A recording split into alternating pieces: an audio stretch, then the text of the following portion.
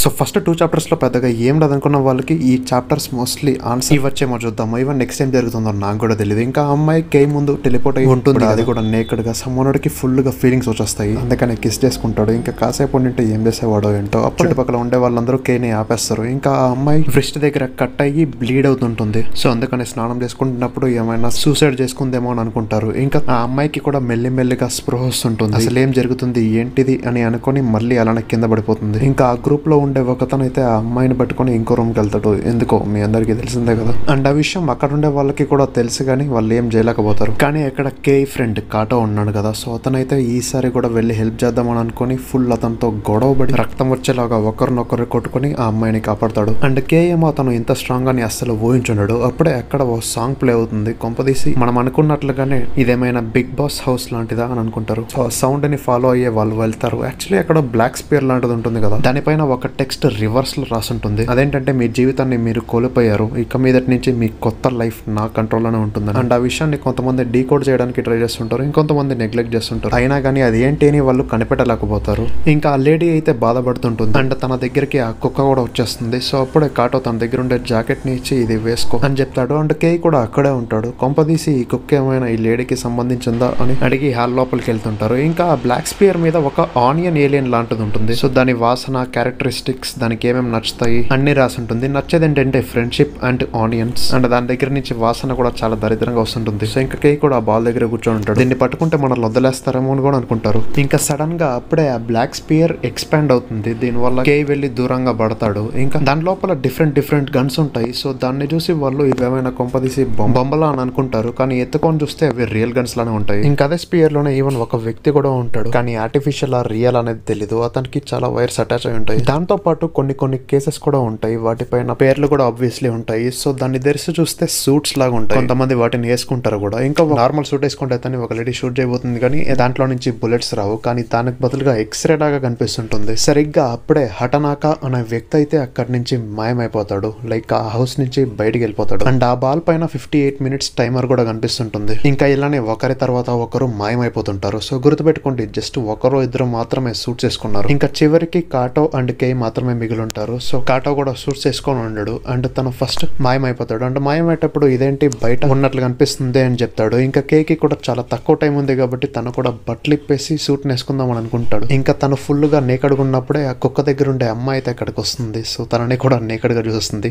అక్కడ సెటప్, ఇక్కడ పే. ఇంకా బయట వెళ్ళిండే వాళ్ళంతా రైల్వే స్టేషన్ దగ్గరలో ఉంటారు. కేక్ కూడా అలానే మాయమైపోతుంటాడు కదా. సో తన సూట్ నన్న తీసుకుందాం అని అనుకుని ఎలాగోలాగా పట్టుకుంటాడు. అండ్ యాక్చువల్లీ సూట్ కూడా తనతో పాటే బయటకు వచ్చేస్తుంది. సో కొంచెం దూరం వెళ్ళి ఆ సూట్ వేసుకుంటుంటాడు. ఇంకా కుక్క అండ్ ఇవన్ ఆ అమ్మాయి కూడా బయటకు వచ్చేస్తుంది. ఇంకా అలా వాళ్ళు స్టేషన్ లోపల వెళ్తున్నప్పుడు నిషి అనే అతను యమడా దగ్గర 10 million yen అని సీక్రెట్ గా చెప్దామని చూస్తాడు. కానీ యమడా అయితే ఆ అమౌంట్ ని వినగానే షాక్ అయిపోయి గట్టిగా చెప్పేసరికి మిగతా వాళ్ళకి కూడా నిషి ఎక్స్ప్లెయిన్ చేస్తాడు. యాక్చువల్లీ ఇది ఒక గేమ్, మా నాన్నే ప్రొడ్యూసర్. అండ్ ఈ గేమ్ లో గెలిచిన వాళ్ళకి 10 million yen వస్తుంది. ఎన్ అంటే తెలిసే ఉంటుంది అనుకుంటా. మనకి ఇక్కడ రూపీస్ ఎలాగో వాళ్ళకి ఎన్ అక్కడ కరెన్సీ అంతే. అంటే వీళ్ళ నాన్నతో పాటు అమెరికన్ కేబుల్ ఛానల్ ఒక ప్రొడ్యూసర్. ఈ గేమ్ కాన్సెప్ట్ ఏంటంటే ఈ వరల్డ్ లో ఏలియన్స్ ఉంటాయి. అంటే వాళ్ళని ఓడించడానికి మనల్ని ఒక సీక్రెట్ గవర్నమెంట్ ఏజెన్సీ హైర్ చేస్తుంది. సో ఆ ఏలియన్ ని ఓడించాలి, ఆ ఏలియన్ యాక్టర్ ని ఓడించాలి. అప్పుడే మనం 10 million గెలవచ్చు. అండ్ యాక్చువల్లీ ఇది ఒక సీక్రెట్ గా జరుగుతున్న షో కాబట్టి ఎవరికి తెలియదు. అండ్ మీరంతా చనిపోయేక ముందు ఎవరో ఒకరితో మాట్లాడుంటారు కదా, వాళ్ళే మిమ్మల్ని హిప్నటైజ్ చేశారు. అండ్ ఆ ఏలియన్ ని పట్టుకునేందుకు ఒక రాడర్ లాంటిది కూడా ఉందని చెప్పి వాళ్ళకి ఇస్తారు. అండ్ ఒక ముసలాడు ఉంటాడు కదా, నేను ఇంటికి వెళ్తున్నా అని చెప్పి అక్కడి నుంచి వెళ్ళిపోతాడు. సో ఇంకా చాలా మంది టైం తక్కువ ఉందని వెతకడానికి వెళ్తారు.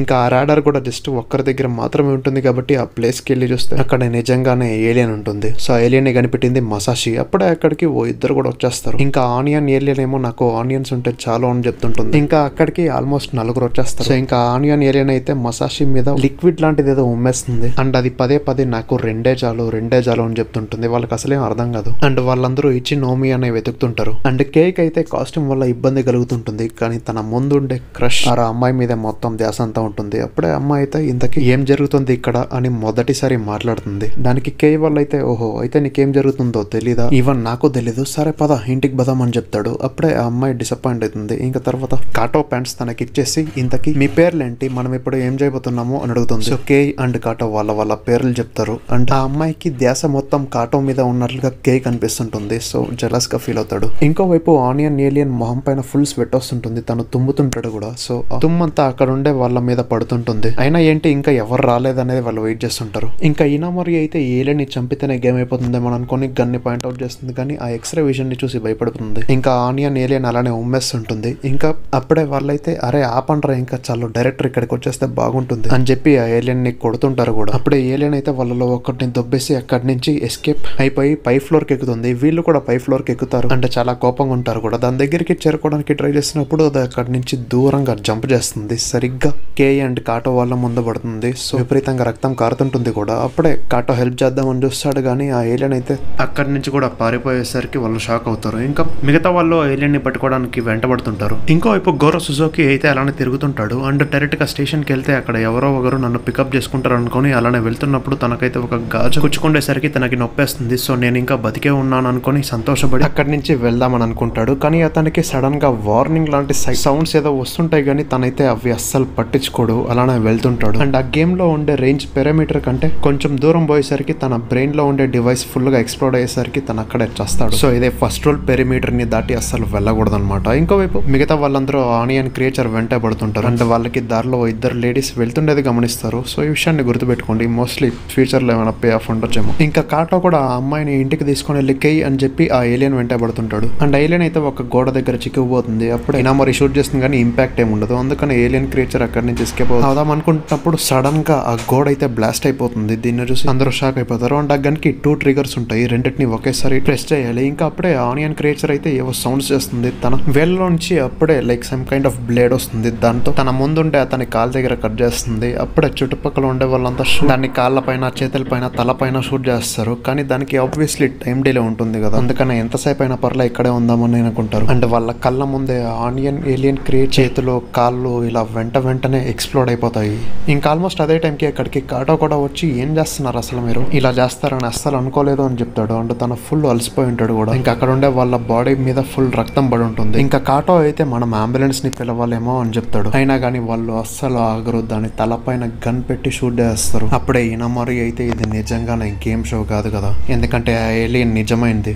సో ఇంకందరూ ఏలియన్ దగ్గరికి వెళ్ళి చూస్తారు. అండ్ వాళ్ళకి నిజంగానే ఇది టెలివిజన్ షోనా అని డౌట్ వచ్చి ఆ బాడీని నిజంగా టచ్ చేసి చూస్తే రియల్ అని తెలుసుకొని కొంతమంది వాంతి చేసుకుంటారు. ఇంకా కాటో అయితే ఫుల్ గా ఏడ్చేస్తాడు. తన కళ్ళ ముందే అతను చనిపోయాడు కానీ కాపాడలేకపోయానే అని. ఇంకా ఇనామోరి అయితే ఆయన ఒక ఏలియన్ గురించి ఎందుకు అంతలా బాధపడుతున్నావు అని అంటాడు. ఇంకా తర్వాత యాకుజా అయితే కింద పడి ఉంటే ఆ బాడీని ఎత్తుతాడు. అండ్ తనకి ఆ బాడీ కదిలినట్లుగా అనిపిస్తుంది. ఇంకా వాళ్ళలో కొంతమంది అయితే ఇది టీవీ షోనే అయి ఉండాలి అని వాళ్ళకి వాళ్ళే సర్ది చెప్పుకుంటుంటారు. అప్పుడే దూరం నుంచి ఒక బయటికి వచ్చి చూస్తే షాక్ అయిపోతాడు. అప్పుడు కాటో పోలీస్ కి కాల్ చేయని చెప్తాడు. కానీ అప్పుడే దూరం నుంచి చూస్తుండే వ్యక్తి అయితే మన ఇంటి దగ్గరలో ఉండే ఒక గోడ పగిలిపోయింది అని చెప్తాడు. ఇంకా అదే ఇంట్లో ఉండే ఇంకో వ్యక్తి కూడా బయటకు వచ్చి చూసి సడన్ గా ఏమైందో ఏంటో, ఆ ఇంట్లో ఎవరు లేరనుకుంటానే మాట్లాడుకుంటారు. కానీ వాళ్ళకి కాటో వాళ్ళు ఉండేది అస్సలు కనపడదు. ఈవెన్ ఆ ఏలియన్ క్రియేచర్ కూడా జస్ట్ గోడ పగిలిపోయింది మాత్రమే కనిపిస్తుంటుంది. సో కొంతమందికి నిజంగానే చనిపోయామా అని అనిపిస్తుంది. ఇంకొంతమంది ప్రొడ్యూసర్ ని, డైరెక్టర్ ని తిట్టుకుంటుంటారు. ఇంకా అప్పుడే అక్కడికి అడల్ట్ ఆనియన్ ఏలియన్ వచ్చి తన కొడుకు అంత దారుణంగా చనిపోయింది చూసి చాలా బాధపడుతూ కోపంగా వాళ్ళ వైపే చూస్తుండేసరికి హటాన్కా అనే వ్యక్తి ఆ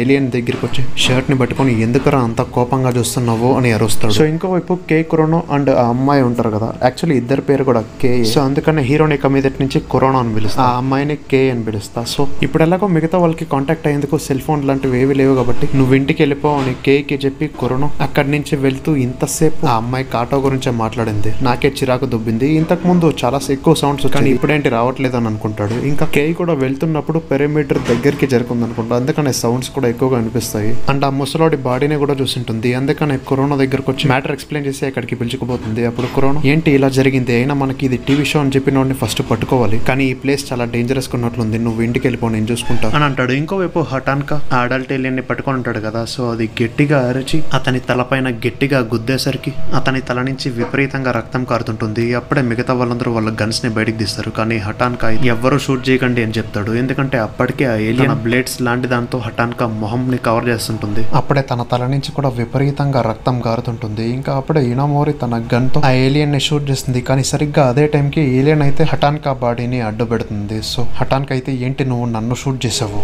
అని చెప్పేసరికి ఇనామోరి సారీ అడుగుతుంది. ఇంకా హటాన్కా అయితే అది నా పైన పనిచేయలే అని అంటాడు. కానీ సరిగ్గా అదే టైంకి తన బాడీ పొట్ట దగ్గర పెద్దగా బ్లాస్ట్ అవుతుంది. ఇది ఎవరు ఎక్స్పెక్ట్ చేస్తుంటారు. అండ్ ఆ రక్తం అంతా టీమ్ మెంబర్స్ మీదే పడుతుంది. అయినా కానీ అడల్ట్ ఏలియన్ హఠాన్ కానీ పట్టుకునే ఉంటాడు. తన కొడుకు బాడీని చూస్తూ అలానే హఠాన్ కత్తాలని గట్టిగా ప్రెస్ చేసి పీసులుగా కట్ చేస్తాడు. దీన్ని చూసిన మిగతా వాళ్ళకి కూడా చాలా కోపం వచ్చేస్తుంది. అందుకని ఏలియన్ ని షూట్ చేయబోతారు కానీ అదైతే పీసులుగా వాళ్ళందరినీ కట్ చేస్తుంది. కానీ ఒకడు మాత్రమే మిగిలిపోతాడు, అతనే కాటో. అతనితో పాటు ఇంకొక అతను చేయి కూడా కట్ అయిపోయి ఉంటుంది. సో అతను సరిగ్గా ఏలియన్ కాటోపై అటాక్ చేయడానికి చూస్తున్నప్పుడు తన రెగ్యులర్ గన్ తో దాన్ని మల్టిపుల్ టైమ్ షూట్ చేస్తాడు. సో చనిపోయిందేమో అని అనుకుని అతను కూడా అక్కడే చనిపోతాడు. సో ఇదంతా కల్లారా చూసిన కాటో అయితే నాకు ఇక్కడ ఉండబుద్ధి వేయట్లేదు అని అంటాడు. కానీ సరిగ్గా అదే టైంకి ఏలియన్ పైకి లేచి కాటో దగ్గరికి వస్తుంది. ఇంకా సరిగ్గా అదే టైంకి చనిపోతున్న యమడో టీవీ క్రూ అంతా తన చుట్టుపక్కల ఉండి ఫైనల్ గా మీరు పైకి లేచారు అండ్ ఇదంతా జస్ట్ టీవీ ప్రోగ్రామ్, మీరు భయపడాల్సిన అవసరం లేదు, కావాలంటే చుట్టుపక్కల కూడా చూడండి బ్లడ్ ఏమి ఉండదు అని ఊహించుకుంటాడు. కానీ నిజానికి తన చేతులు అంతా కట్ అయిపోయి ఉంటాయి. సో మళ్ళీ ఆ రూమ్ కే తిరిగి వెళ్తానేమో అని అనుకుంటాడు. అండ్ ఎలాగో యాజ్ యూజువల్ నార్మల్ బాడీ వచ్చేస్తుంది కూడా అనుకుంటాడు. ఇంకా ఏలియన్ కాటో దగ్గరికి వస్తున్నప్పుడు కాటో అయితే నువ్వు ఏం ఫీల్ అవుతున్నావో నాకు అర్థమవుతుంది అని ఎక్స్ప్లెయిన్ చేయడానికి చూస్తుంటాడు. ఇంకా ఏలియన్ కూడా తన బాధని చెప్పుకోవడానికి చూస్తుంటుంది. కానీ అది వేరే భాష కాబట్టి కాటోకి అర్థం కాదు. అండ్ తనకి వైలెన్స్ కూడా పెద్దగా ఇష్టం ఉండదు. నేను కాపాడాలని ట్రై చేశా అని ఎక్స్ప్లెయిన్ చేయడానికి చూస్తాడు. కానీ నమ్మకం అయితే ఉండదు. సో అందుకనే తన ఫ్రెండ్ అని తలుచుకొని చస్తానేమో అని అనుకుంటాడు. కానీ తన దగ్గర ఉండే గన్ మిగతా వాళ్ళ దగ్గర ఉండే గన్ తో పోలిస్తే డిఫరెంట్ గా ఉంటుంది కాబట్టి ఆ ఏలియన్ వైపుగా పాయింట్ అవుట్ చేసి షూట్ చేద్దామని అనుకుంటాడు. కానీ ఫుల్ గా భయం వేస్తుంది. సరిగ్గా అదే టైంకి ఆ ఏలియన్ కాటో పైన అటాక్ చేస్తుంది. మరి సివియర్ గా అంతే మై ఉండదులే కానీ కోపంతో సరిగ్గా ఏలియన్ తలపైన గురి పెడతాడు. కానీ నిన్ను చంపితే తిరిగి వెళ్తానో లేదో కూడా క్లారిటీ లేదు.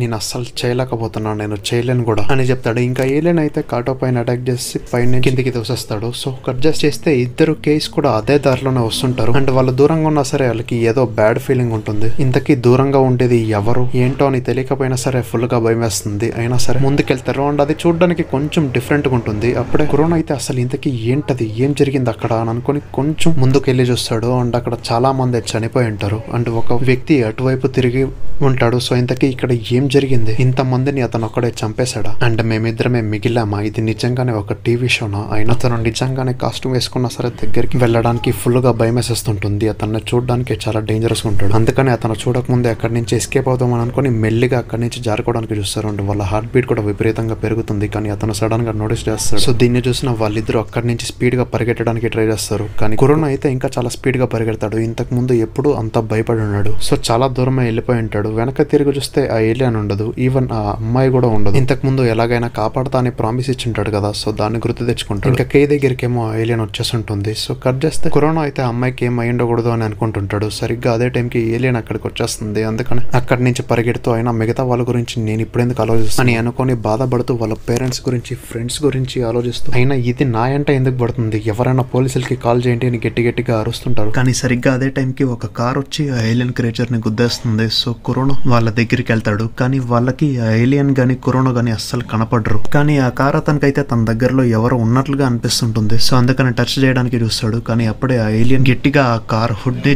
కొట్టేసరికి వాళ్ళందరూ షాక్ అయిపోతారు, ఏమైందబ్బా అని. ఇంకా కరోనా అయితే మళ్ళీ పరిగెడుతూ అయినా నేను ఇంకోసారి ఇంత తొందరగా చేస్తానని అస్సలు అనుకోలేదు, ఇప్పుడు నేను ఇంటికి వెళ్ళలేను, ఆయన నా గురించి తెలుసుకొని బాధపడి ఉండేవాళ్ళేమో. ఈవెన్ కాటో కూడా ఫుల్ గా ఏడ్ చేసేవాడు. ఆయన చిన్నప్పుడు నాలాగా ధైర్యంగా ఉండాలి, నాలాగా పరిగెట్టాలి, నాలాగా స్మార్ట్ గా ఉండాలని పదే చెప్పేవాడు అని అనుకొని పరిగెడుతున్నప్పుడు సడన్ గా డెడ్ ఎండ్ వచ్చేస్తుంది. అండ్ అక్కడికి ఏలియన్ కూడా చేరుకుంటుంది. ఇంకా కరోనా అయితే చిన్నప్పుడు ఇలాంటి సిచ్యువేషన్ ఎదురైనప్పుడు ఎలాగోలాగా ఎస్కేప్ అయ్యేవాడిని. అప్పుడు చాలా ఎక్సైట్మెంట్ ఉండేది, నాకు నేనే హీరో అనుకునేటోడిని అని అనుకుని చిన్నప్పుడు ఎలాగైతే కాళ్ళ మధ్యలో దూరి ఎస్కేప్ అయ్యాడో ఇప్పుడు కూడా ఏలియన్ కాళ్ళ మధ్యలో దూరి నేను దీన్ని ఓడించలేకపోవచ్చేమో కానీ దీన్ని ఎస్కేప్ అవ్వచ్చు అని అనుకుంటాడు. ఇంకోవైపు కాటో కూడా పైకి లేచి అతను చాలా భయానకరంగా ఉన్నాడు అని అనుకుంటాడు. కట్ చేస్తే కరోనా ఐల్ నుంచి అలానే ఎస్కేప్ అవుతుంటాడు. అండ్ తన చిన్నప్పుడు ఏంటంటే అతను చాలా స్పీడ్గా పరిగెట్టేవాడు. అందుకని అతన్ని పట్టుకోవడానికి కొంతమంది 1000 యెన్స్ ఇస్తామని కూడా చెప్పేవాళ్ళు. ఇంకా ప్రజెంట్ కరోనాకి అయితే ఆ సూట్ కూడా కొంచెం హెల్ప్ చేస్తుంటుంది. ఆ ఏలియన్ ఎంత స్పీడ్గా వచ్చినా సరే మనోడు బాగా ఎస్కేప్ అవుతుంటాడు. అండ్ ఇంతకు ముందు ఎలాగైతే స్టేర్ కేస్ నుంచి జంప్ చేశాడో ఇప్పుడు కూడా హై జంప్ చేద్దామని అనుకుంటాడు. అండ్ అలానే చేస్తాడు కూడా. ఇంకా కింద చూస్తేనేమో కాటో కూడా ఉంటాడు. కానీ కరోనా అయితే చాలా హైట్ కి జంప్ చేస్తుంటాడు. అసలు ఇది ఎలా పాసిబుల్ అని తనకు కూడా అర్థం కాదు. అండ్ ఇన్ కేస్ సేఫ్ గా కానీ ల్యాండ్ కాకపోతే ఎముకలు విరిగే ఛాన్స్ కూడా ఉంది. అండ్ అప్పుడే తనకి సూట్ పవర్స్ ని యూస్ చేద్దామని అనిపించి ఆ సూట్ ని యూస్ చేసి సేఫ్ గా ల్యాండ్ అవుతాడు. కానీ అలానే దొర్లుకుంటూ వెళ్ళి పడతాడు. ఇంకా ఏలియన్ ఆ స్టేర్ కేస్ మీద అలానే దొర్లుకుంటూ వచ్చి కింద పడుతుంది. సో ఏలియన్ కరోనా దగ్గరకు వచ్చేసరికి తను ఫుల్ గా భయపడిపోతాడు. అండ్ కాటో ఏలియన్ దగ్గరికి వస్తుంటాడు కానీ అతనికి కూడా ఫుల్ గా భయం వేసేస్తుంటుంది. సరిగ్గా అదే టైం కి ఏలియన్ కరోనా గొంతును పట్టుకున్నప్పుడు కాటో అయితే ఏలియన్ మీదకెక్కేసి దాన్ని మెడని గట్టిగా పట్టుకొని ఇక్కడి నుంచి వెళ్ళిపో అనే చెప్తాడు. అప్పుడే ఏలియన్ తన దగ్గర ఉండే బ్లేడ్స్ తో కాటో పైన పైన దాడి చేస్తుంది. ఎస్పెషల్లీ చేతుల దగ్గర అయితే కట్ చేసేస్తుంది. ఇంకా కురోనో అయితే ఫుల్ గా ఏడ్చేస్తుంటాడు. అయినా గానీ కాటో ఇక్కడి నుంచి వెళ్ళిపో అనే చెప్తుంటాడు. కాటో చెయ్యి ఆల్మోస్ట్ కట్ అయిపోయి ఉంటుంది. ఇంకా ఏలియన్ కాటోని పైకి లేపి దాడి చేయబోతున్నప్పుడు సడన్ గా కురోనో ఎలాగైనా సహాయం చేయాలని అనుకుంటాడు. అండ్ అప్పుడే తన సూట్ కూడా కొంచెం చేంజ్ అవుతుంది. దాన్ని గమనించండి. ఇంకా కోపంతో తను వెళ్లి ఆ ఏలియన్ పైన దాడి చేయబోతాడు. అప్పుడే ఏలియన్ అయితే కురోనో పైన దాడి చేయడానికి చూస్తుంది. కానీ కురోనో ఆ ఏలియన్ రెండు చేతుల్ని పట్టుకుంటేస్తాడు. ఇది ఎలా పాసిబుల్ అని తను కూడా షాక్ అవుతాడు. ఇంకా కాటో ఏమో కింద పడుంటాడు కదా, సో దీన్ని చూసి నువ్వు చేయగలుగుతావు నాకు తెలుసు కురోనో అని అంటాడు. ఇంకా ఆ ఏలియన్ నొప్పితో అలానే అరుస్తుంటుంది. ఇంకా కురోనో తన ఫుల్ పవర్ ని యూజ్ చేసి ఒక చేతిని విరిచేసరికి ఆ ఏలియన్ నొప్పితో అరుస్తుంటుంది. ఇంకా కురోనోకి కొంచెం ధైర్యం వస్తుంది. అండ్ గుర్తుపెట్టుకుంటే ఆ సూట్ పవర్స్ ఇంకా కంప్లీట్ గా రివీల్ కాలేదు. ఇంకా ఆ ఏలియన్ అయితే కురోనో తలని పట్టుకుంటేస్తుంది. సరే ఏం చేస్తావు వచ్చేయి అని కురోనో అంటాడు. అండ్ ఆ ఏలియన్ అలానే గట్టిగా పట్టుకున్నప్పుడు కురోనో అయితే చెత్త నా కొడక అని దాని పొట్ట దగ్గర గుద్ది వెంటనే మొహం పైన కూడా గుద్దుతాడు. సో దీనివల్ల ఏలియన్ వెనక్కి వెళ్ళిపోతుంది. ఇంకా కురోనో ఇలానే మల్టిపుల్ టైమ్స్ ఆ ఏలియన్ పైన దాడి చేస్తుంటాడు. ఇంకా అదేమో కదలని పొజిషన్ కి వచ్చేసరికి కురోనో కాటో దగ్గరికి వెళ్ళి ఏం కాలేదు కదా అని అడుగుతాడు. ఇంకా కాటో అయితే ఇది మొత్తం నా తప్పే అని చెప్తుంటాడు. ఇంకా అడల్ట్ ఏలియన్ అయితే నా ఆనియన్స్ ని నీకు ఇచ్చేస్తా, నన్ను క్షమించు అని చెప్తుంటాడు. లైక్ ఇంతకు ముందు ఎలాగైతే తన కొడుకు చెప్పాడు అలానే. ఇంకా కాటో కూడా ఏడుస్తున్నాను క్షమించు అని చెప్తాడు. ఎందుకంటే ఆ ఏలియన్ వాళ్ళ కొడుకుని కాపాడలేకపోయాడు కదా, అందుకని సరిగ్గా అప్పుడే ఒక గన్ నుంచి ట్రయాంగిల్ షాట్ వస్తుంది. అండ్ అదైతే ఆ ఏలియన్ ని కట్టేసి గ్రౌండ్ కి అటాచ్ చేస్తుంది. అండ్ షూట్ చేసింది ఎవరో కాదు నిషినే. సో తను నవ్వుకుంటూ అక్కడికి వచ్చి ఇంతసేపు మిమ్మల్ని గమనిస్తున్నా అండ్ ఇప్పుడైతే కరెక్ట్ టైం కి వచ్చా, అయినా మీరు టెన్షన్ పడాల్సిన అవసరం లేదు, నీకు పాయింట్స్ ఇస్తాలే, జస్ట్ నీ దగ్గర ఉండే గన్ తో దాన్ని షూట్ చేయి, అది కూడా 2 ట్రిగర్స్ ని ప్రెస్ చేయాలి, అప్పుడే ఇంపాక్ట్ ఎక్కువ ఉంటుంది అని అంటాడు. ఇంకా కురోనో దాని మొహం దగ్గర గన్ పాయింట్ అవుట్ చేసి నేను దీన్ని ఇప్పుడు షూట్ చేస్తే ఇది నిజంగానే చనిపోతుంది కదా అని అడుగుతాడు. దానికి నిషి అయితే హా అవును, ఎలాగో నువ్వు కూడా దాన్ని చావాలని కోరుకుంటున్నావు కదా, ఎందుకంటే అది చాలా మందిని చంపేసింది ఇంక్లూడింగ్ నీ ఫ్రెండ్ అని. ఎలాగో అది మనిషి కాదు కదా, అంతలా ఆలోచించాల్సిన అవసరం లేదు, అయినా నీకు ఎలాగో డెడ్ బాడీస్ ని చూడడం ఇష్టం కదా, దాంతో పాటు అది చావాలని గట్టిగానే కోరుకుంటున్నావు కదా, నేను కూడా అంతే అని చెప్తాడు. దానికి కురోనో అయితే లేదు నేను నీలాంటోడిని కాదు, అయినా ఇదేమి వీడియో గేమ్ కాదు కదా, ఎదవనా ఎలా అని ఏడుస్తూ అక్కడి నుంచి వెనక్కి వెళ్తాడు. దానికి నిషి అయితే సర్లే పోనీ నేనేదో నీకు పాయింట్స్ ఇద్దామని అనుకున్నా అని చెప్పి షూట్ చేసేసరికి ఆ ఏలియన్ చుక్కల్లో చేరుకుంటుంది. అంటే ఈ గన్స్ లో టైప్స్ కూడా ఉంటాయి. ఇదైతే వై గన్, దీంతో ఇలా ఆకాశంలోకి పంపించచ్చు. అండ్ కురోనో దగ్గర ఉండే గన్ తో చంప. అండ్ ఆ ఏలియన్ ఎగ్జాక్ట్ గా ఎక్కడికి వెళ్తుందో ఎవరికి తెలీదు. అంటే కాసేపటికే మనం రూమ్ లోకి కూడా వెళ్తాము అండ్ ఇంటికి వెళ్ళే ఛాన్స్ కూడా ఉంది, అంటే మనం ఇంకా చావలేదన్నమాట అని చెప్పేసరికి కురోనోకి ఇంకా హోప్స్ పెరుగుతాయి. మరి ఇప్పుడు చనిపోయిన వాళ్ళని తిరిగి ఏమైనా తీసుకురావచ్చు అంటే లేదు, కుదరదు. అందుకని కాటో దగ్గరికి వెళ్ళి లెగు అని అరుస్తుంటాడు. అప్పుడే నిషి అయితే నీ బాడీకి ఎన్ని డ్యామేజెస్ అయినా సరే ఆ రూమ్ లోకి వెళ్ళాక మళ్ళీ నార్మల్ అయిపోతుంది, సో అతను బతుకుంటే తిరిగి వస్తాడులే అని చెప్తాడు. ఇంకా కాసేపటికే నిషి బాడీ మెల్లిమెల్లిగా అక్కడి నుంచి మాయమైపోబోతుంది. ఇంకా కురోనో అయితే కాటో దగ్గరే ఉండి ఫుల్ గా బాధపడుతుంటాడు. అండ్ తన బాడీ కూడా అలానే మాయమైపోబోతుంది. కానీ కాటో బాడీ అక్కడే ఉంటుంది. నువ్వు ఎలాగైనా తిరిగి రావాలి అని గట్టిగా అరుస్తాడు. ఇంకా అలా స్లోగా తను కూడా ఆ రూమ్ లోకి టెలిపోర్ట్ అవుతాడు. ఇంకా నిషి అయితే ఇలాంటి గేమ్స్ లో సర్వైవ్ అవ్వడం చాలా కష్టం, నువ్వు బతికేవంటే చాలా గ్రేట్ అని చెప్పి ఆ బాల్ లోకి తన పాయింట్స్ ని టాలీ చేస్తాడు. అండ్ ఆ బాల్ పేరే గాన్స్. ఇంకా కాసేపటికే అక్కడికి కుక్క అండ్ కే అమ్మాయి కూడా వచ్చేస్తుంది. తను ఫుల్ గా అలిగేసి ఉంటుంది. దానికి కురోనో సారీ అడుగుతాడు అండ్ మనం ఇంటికి వెళ్ళొచ్చు అని కూడా ధైర్యం చెప్తాడు. ఇంకా సర్వైవ్ కాలంలో తల ఫుల్ గా బ్లాస్ట్ అయిపోతుంది. ఇంకా కే అయితే కాటో గురించి అడుగుతుంది కానీ కురోనో ఏం రిప్లై ఇవ్వడు. అండ్ కట్ చేస్తే కాటో చెయ్యి మళ్ళీ నార్మల్ అవుతుంది, అంటే తను ఇంకా బతికే ఉన్నాడు. సో అందుకని ఆ రూమ్ లోకి టెలిపోర్ట్ అవుతాడు. దీనివల్ల అందరూ హ్యాపీ. ఇంతకీ ఆ ఏలియన్ ఏమైంది అని అడుగుతాడు. దానికి కురోనో అయితే అది వెళ్ళిపోయిందిలే, మనం కూడా ఇంటికి వెళ్ళొచ్చు అని చెప్తాడు. సరిగ్గా అదే టైం కి గన్స్ అయితే పాయింట్స్ ని షేర్ చేసే టైం వచ్చింది అని చెప్తుంది. ఆ కుక్కకైతే 0 పాయింట్స్, అందుకనే కొంచెం బాధపడుతుంది. ఇంకా కే పేరు ఎలా రాసిందో చూడండి, అండ్ తనకి కూడా 0 పాయింట్స్, ఈవెన్ కాటోకి కూడా 0 పాయింట్స్, ఇంకా నిషికి అయితే 3 పాయింట్స్, కురోనాకి అయితే 100 పాయింట్స్. జోక్ చేశారు, లెఫ్ట్ సైడ్ లో 1 తీసేయండి అంటే తనకి కూడా 0 పాయింట్స్. దీన్ని చూసి తను కూడా షాక్ అవుతాడు. ఇంకా అప్పుడే నిషి అయితే ఇప్పుడు డోర్ ఓపెన్ అవుతుంది, సో వెళ్దామని చెప్తాడు. అప్పుడే కురోనో అయితే ఒక్క క్షణం ఆగు, నేను నీ దగ్గర అడగాల్సింది చాలా ఉంది, నిజం మాత్రమే చెప్పు, అసలు ఇక్కడ ఏం జరుగుతుంది, మనకి ఇదంతా ఎందుకు చేస్తున్నారు, ఎవరు చేస్తున్నారు అని అడుగుతాడు. కానీ తనకి కూడా తెలుసుండదు. సరే పోనీ కనీసం ఇంతకీ నువ్వు ఎవరు అండ్ నీకేమేం తెలుసు అవ్వన్న చెప్పు అని అంటాడు. దానికి నిషి అయితే నేను ఒక ఏలియన్ ని అని జోక్ చేస్తాడు. అండ్ యాక్చువల్లీ నిషి కూడా ఒక మిడిల్ స్కూలర్. తను 1 సంవత్సరం పాటు ఇక్కడికి వస్తూనే ఉన్నాము. అండ్ ఇక్కడికి వచ్చినప్పుడు అలా చాలా మందే ఉండేవాళ్ళు.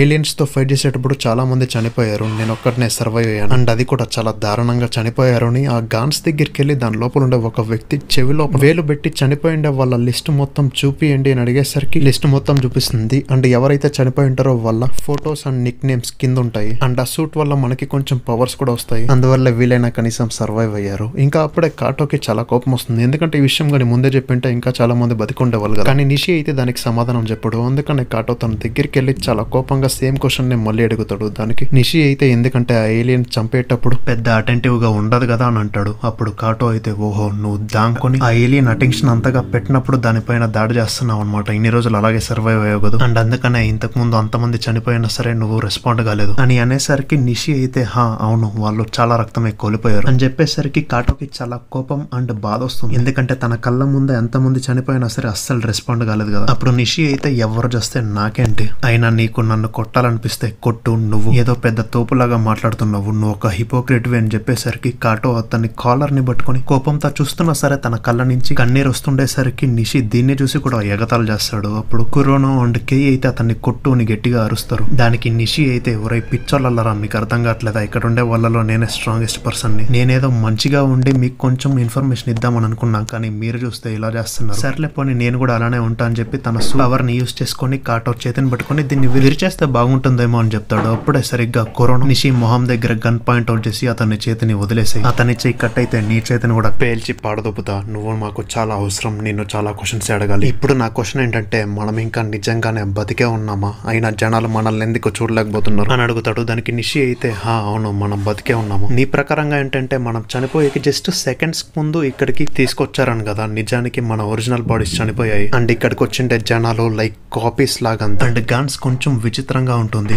ఒకసారి ఒకడైతే తన ఇంటికి వెళ్లి తన నిజమైన బాడీని చూసుకున్నాడు అని చెప్పి అక్కడి నుంచి మాయమైపోతాడు అండ్ మీలో ఒక్కడిని గ్యారెంటీ చంపేస్తాను అండ్ వన్స్ వెనక్కి వెళ్ళాక దీని గురించి ఎవ్వరికి చెప్పొద్దు, చెప్తే ఈసారి చేస్తారు అని చెప్పి వెళ్ళిపోతాడు. ఇంకా మిగతా వాళ్ళు కూడా రూమ్ నుంచి బయటకు వస్తారు.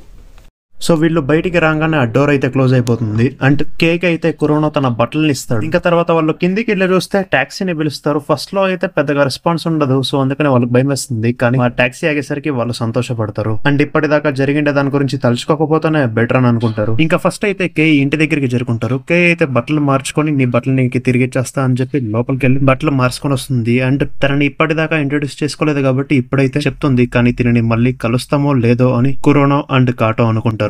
ఇంకా తర్వాత కే తను సూసైడ్ చేసుకుంటే స్పాట్ కి వెళ్తుంది. అప్పుడే ఫోన్ రింగ్ అవుతుండేసరికి వెళ్ళి అటెండ్ చేస్తుంది. యాక్చువల్లీ అది తన అమ్మనే. కేకి షియోరి అనే సిస్టర్ ఉంటుంది. సో వాళ్ళమ్మ షియోరినే మాట్లాడుతుంది అని అనుకో యమనొచ్చి హాస్పిటల్ కి రా, కేకి చాలా సీరియస్ గా ఉంది అండ్ ఇప్పుడిప్పుడే స్ప్రోలోకి వస్తుంది అండ్ రికవర్ కావడానికి కొంచెం టైం పడుతుంది అని చెప్తుంది. ఇంకా కేకి అప్పుడే ఇంతకు ముందు నిషి కాపీస్ గురించి చెప్పిండాడు కదా, అది గుర్తొస్తుంది. సో దాని గురించి కే టెన్షన్ పడుతుంటుంది అండ్ కే వాళ్ళ అమ్మకి ఏం రెస్పాన్స్ రాకపోయేసరికి ఎవరు మాట్లాడుతుంది పదే పదే అడిగేసరికి కే కాల్ కట్ చేస్తుంది. అప్పుడే అక్కడికి వాళ్ళ సిస్టర్ షియోరి కూడా వచ్చేస్తుంది. ఇంకోవైపు కురోనో కూడా తన ఇంటికి చేరుకుంటాడు. మళ్ళీ నార్మల్ గా అయిపోయానని అనుకుంటాడు అండ్ తన అమ్మకి ఫోన్ చేసి క్యాజువల్ గా మాట్లాడతాడు, కానీ జరిగిండేది చెప్పడు ఎందుకంటే ఇంతకు ముందు నిషి వార్న్ చేశాడు కదా, అందుకని. ఇంకోవైపు కే ఫుల్ గా ఏడ్చేస్తుంది. ఇంకా వాళ్ళ అమ్మ అయితే వాళ్ళ సిస్టర్ కి కాల్ చేసి జరిగిండేది చెప్తుంది, కానీ షియోరికి అసలే అర్థం కాదు ఎందుకంటే కే తన కళ్ళ ముందే ఉంటుంది కాబట్టి. ఇంకా కే ఏడుస్తూ అక్కడి నుంచి బయటికి వెళ్ళిపోతుంది. ఇంకా కురోనో ఆ రాత్రి పడుకునేటప్పుడు తనకి అయిండే సంఘటనల్ని గుర్తు తెచ్చుకుంటాడు అండ్ అదంతా కలే అని అనుకుంటాడు, కానీ లేచి చూస్తే సూట్ కూడా ఉంటుంది కాబట్టి నిజమని నమ్మక తప్పదు.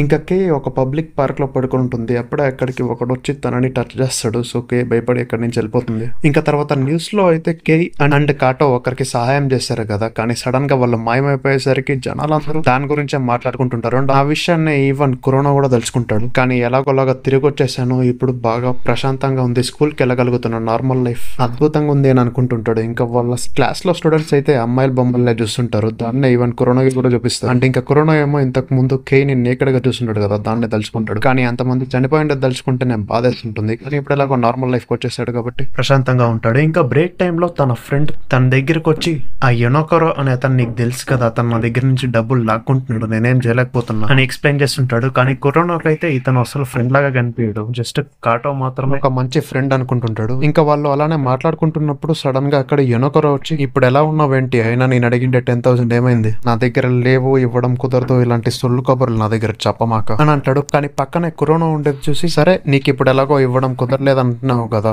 కనీసం నీ ఫ్రెండ్ దగ్గరైనా లాక్కుంటాలే అని చెప్తాడు. అందువల్ల కురోనాని వదిలిపెట్టి వాళ్ళ క్లాస్మేట్ అక్కడి నుంచి వెళ్ళిపోతాడు. అయినా కురోనాని ఎందుకు సెలెక్ట్ చేసుకున్నాడు అనేది తనకు అర్థం కాదు. అండ్ ఆ యొనోకరో అనే అతను అయితే నీ కళ్ళు చూస్తేనే నాకు చాలా కోపం వస్తుంది, అయినా స్కూల్ అయిపోయేదాకా వెయిట్ చేస్తా, అప్పటికి 50,000 ఎన్ని రెడీ చేసి పెట్టుకో అని చెప్తాడు. ఇంకా కురోనా వెళ్ళి తన క్లాస్మేట్ ని కలుస్తాడు. ఇంకా వాళ్ళ క్లాస్మేట్ అయితే నువ్వు అతనికి డబ్బులు కట్టేసి కట్టేసావా, కట్టేయడమే మంచిది, ఎందుకంటే వాళ్ళు యాకుజా అండ్ బొసజోకి సంబంధించిన వాళ్ళు అని చెప్తాడు. ఇంకా కరోనా అయితే బొంగు, నేను కట్టను కూడా కట్టాను, ఏం బీక్కుంటాడో చూద్దాం, నేను ఇంటికి వెళ్తా అని అనుకుంటాడు. ఇంకా వాళ్ళ ఫ్రెండ్ అయితే అప్పుడే నేను ఎవరో సీనియర్స్ అడుగుతున్నారు అని చెప్తాడు. అదే దారిలోనే ఎనకొరనే అతను డబ్బులు ఇవ్వకపోతే చంపేస్తా అని సైగలు చేస్తాడు. అండ్ ఇంకా క్లాసెస్ అయిపోయిన తర్వాత వాళ్ళిద్దరు అక్కడే ఉండే లోకల్ గ్యాంగ్ దగ్గరికి వెళ్తారు. అండ్ ఆ గ్యాంగ్ కి లీడర్ కోజీ అండ్ ఒకటి డబ్బులు ఇవ్వలేదని వాడిని చితక్ కొడుతుంటారు. అండ్ ఆ తర్వాత కరోనా చూడడం నాకు నచ్చలేదని తీసుకొచ్చా అని వాళ్ళ గ్యాంగ్ కి ఇంట్రొడ్యూస్ చేస్తాడు. ఇంకా కాసేపటికి అక్కడికి ఒక సీనియర్ వచ్చి, మీరు మా టీం మెంబర్ దగ్గర లేకుండా డబ్బులన్నీ తిరిగి చేయాలి, ఇన్ కేసు ఇవ్వకపోతే మర్యాదగా ఉండదు అండ్ దెబ్బలు తినాలని ఎవరికన్నా లేకపోతే ఇక్కడి నుంచి వెళ్ళిపోండి అని చెప్తాడు. కానీ అలా చెప్పిండే కొద్దిసేపటికి కోజీ చేతిలో ఆ సీనియర్ ఫుల్ గా దెబ్బలు తింటాడు. అండ్ ఇన్ఫాక్ట్ కోజీ అయితే ఆ సీనియర్ పంటిని పీకేస్తాడు కూడా.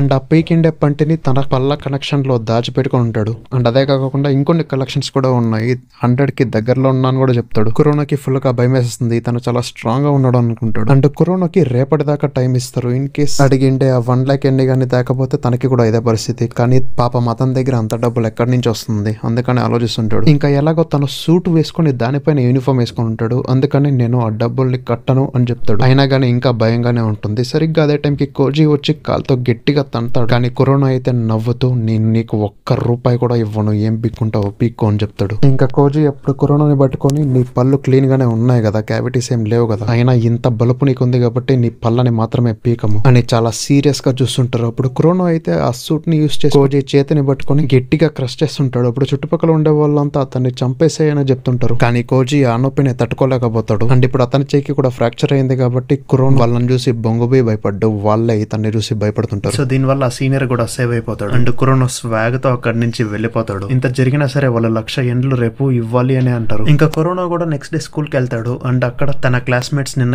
ఏం కాలేదు కదా నీకు అని అడుగుతారు. దానికి కరోనా అయితే లేదేం కాలేదు అని చెప్పి, ఈ సూట్ ఉన్నంత వరకు నాకేం కాదులే అని అనుకుంటాడు. ఆ తర్వాత తను రైల్వే స్టేషన్ కి వెళ్తాడు. అండ్ నిన్న జరిగిన ఇన్సిడెంట్స్ ని తలుచుకుంటాడు. అండ్ ఇప్పుడు ఎలాగో తన ఫ్రెండ్ కూడా తనతో పాటే ఉంటాడు కాబట్టి వాళ్ళు కైండ్ ఆఫ్ లైక్ కామిక్స్ చదువుతుంటారు, అర్థమైంది కదా. అండ్ ఇలానే అయితే మనకు పెళ్ళైనట్లే అని కూడా జోకులు వేసుకుంటారు. ఆ తర్వాత కరోనా ఇంటికి వెళ్తాడు. అండ్ అక్కడ చూస్తే కే కూడా ఉంటుంది. కే పడుకుండిపోయి ఉంటుంది. అండ్ కరోనా ప్రైవేట్ మీదనే ఫోకస్ ఉంటుంది. సో తన దగ్గరికి వెళ్ళి, అయినా తినే ఇక్కడ ఏం చేస్తుంది అని అనుకుంటాడు. ఇంకా కే, ఇదిగో నీ స్టూడెంట్ హ్యాండ్ బుక్, నీ జాకెట్ ని తీసుకున్నప్పుడు మా ఇంట్లోనే పడిపోయింది అని చెప్పి అక్కడి నుంచి వెళ్ళిపోబోతూ, తాగడానికి నీళ్ళు ఇస్తావా అని చెప్తాడు. అప్పుడు కరోనా లోపలికే పిలుచుకోబోయి డైరెక్ట్ గా టీనే ఇస్తాడు. అండ్ అక్కడ తను ఒంటరిగా ఉంటాడు అని కేకి అర్థమవుతుంది. అండ్ తను ఆకలిగా ఉందన్న విషయం కరోనాకి కూడా అర్థమైపోతుంది. ఏమైనా ప్రాబ్లమ్స్ దాస్తున్నావా అని కూడా అడుగుతాడు. కానీ లేదు, అలా ఏం లేదు అని చెప్తుంది. ఆ తర్వాత ఫుడ్ కూడా పెడతాడు. ఇంకా బాయ్ చెప్పి అక్కడి నుంచి వెళ్ళిపోతుంది. ఇంకా కరోనా ఏమైంది అని ఆలోచిస్తుంటాడు. కానీ సడన్ గా కే తలుపు దగ్గరికి వచ్చి, ఈ అపార్ట్మెంట్స్ లో కుక్కల్ని పిల్లల్ని పెంచుకోవచ్చు కదా, అయితే నన్ను కూడా ఇక్కడే ఉంచుకుంటావా అని చాలా క్యూట్ గా అడుగుతుంది. దానికి కరోనా కూడా షాక్ అయిపోతాడు. కానీ కే తన మిస్టేక్ ని అర్థం చేసుకుని సరే అడుగుతుంది. కానీ కరోనా అయితే ఏం పర్లేదు ఉండొచ్చు అని చెప్తాడు. ఈవెన్ స్నానం చేయడానికి కూడా అలా చేస్తాడు. అండ్ తనని దూరం నుంచి చూసి ఎంజాయ్ చేస్తుంటాడు కూడా. సో యా, ఇక్కడితో ఎండ్ చేద్దాం. మళ్ళీ నెక్స్ట్ వీడియోలో కలుద్దాం. అంతవరకు tata, bye, see ya, love you 5000 times.